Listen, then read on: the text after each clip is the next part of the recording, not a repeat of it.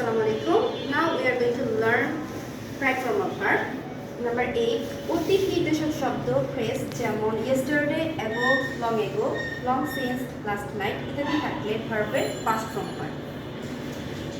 অতীত নির্দেশক শব্দ যেমন yesterday, ago, long ago, last since, last night এই ওয়ার্ডগুলো দেখলেই আমরা কি করে ফেলবো এটাকে past tense এ করে ফেলবো।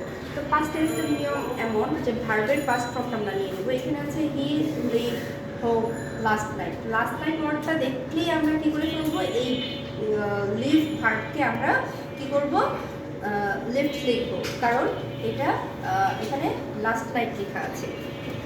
So he left home last night, সে গত রাতে বাড়ি ত্যাগ করেছিল বা বাড়ি ছেড়ে চলে গিয়েছিল।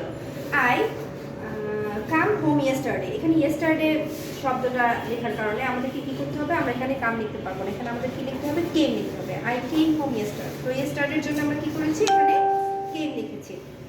তাহলে আমি গতকাল বাড়ি এসেছিলাম। I C you long ago অনেক দিন আগে, দীর্ঘ সময় আগে। আই সি ইউ, আমি তোমাকে দেখেছিলাম। সো এখানে আই স ইউ লং এগোর জন্য আমরা এখানে কি লিখেছি, স লিখেছি। ওকে, থ্যাংক ইউ।